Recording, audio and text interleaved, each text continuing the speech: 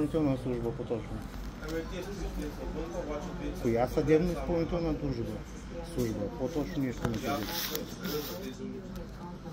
По-точно нещо ми кажете. Имената, по-точно ми кажете, коя е тая съдебна изпълнителна служба, за какво става въпрос? Как за какво? Търсите някой пък и аз как да ви давам някаква информация, ви като не ми казвате за какво става въпрос?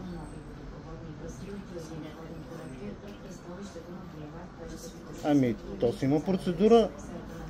Има си процедура, да, как е за съдебните решения, писа си, има си определен път, пращат си ги, хората си ги получават, си са уведомени.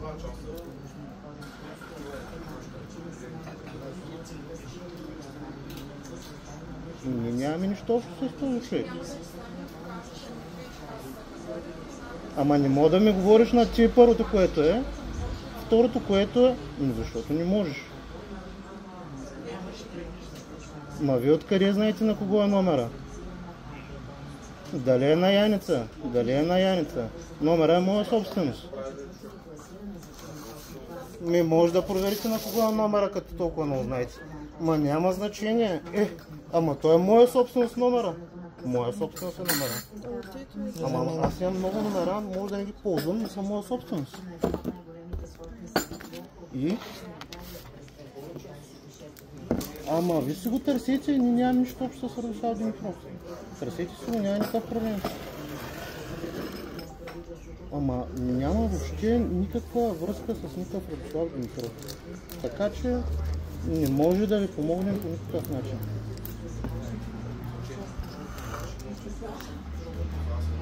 Ама какво значение има, че са имали един и същ адрес? Вие не може ли да сте живяли някъде, да сте си продали имота и другите хора да имат същия адрес?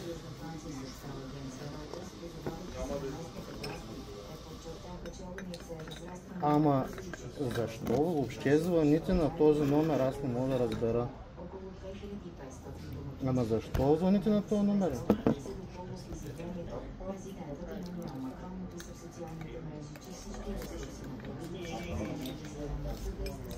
Ами добре, ние нямаме нищо общо.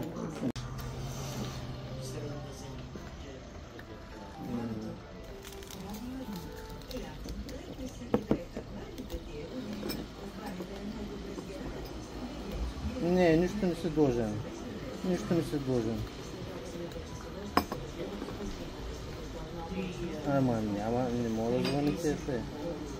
И като ви се казва, че няма такъв човек, но като ви се казва, че няма човек на този номер, добре, какво ще постигнете? Айде, добре, аз мога да седя днес тук и цял ден да си говорим. Какво ще постигнете? Ана Христова Димитрова и с нея сме говорили. И тя е била на същата.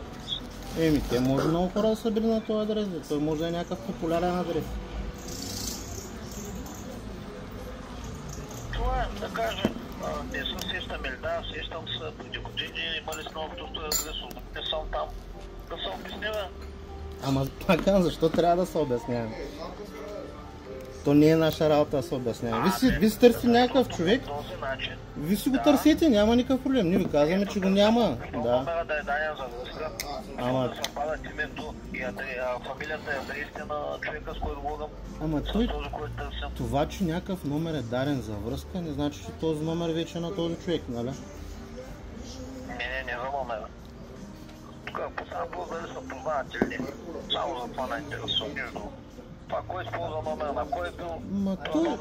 Той с кой се познаваш, с кой не се познаваш. Аз се познавам с много хора, ама няма никакво значение това нещо. Аз не съм длъжен да казвам с кой се познавам. Като пише Яница Диамант Дева Димитрова. И какво като пише? 16 октомври 1992 година. Ами това са лични данни. Къде разполагате с тези лични данни? Как няма да разполагам? Къде разполагате с това лични данни? Да търся длъжец. Не знам как да ви открием. Ама Яница длъжник ли? Не знам, не сме проверяли. Ами не мога да използвате данните на някой, който не ви е разписал нищо и не ви е длъжник. Нали? Това е, ако се съждате по някакъв начин са това, вие регистрирани си по закона за защита на личните данни. И брат има Радослав. А регистрирани си по закона за защита на лични данни. Откъде разполагате с личните данни на хората? Как ги използвате? Яница, дали ви е разрешила да използвате нейните лични данни?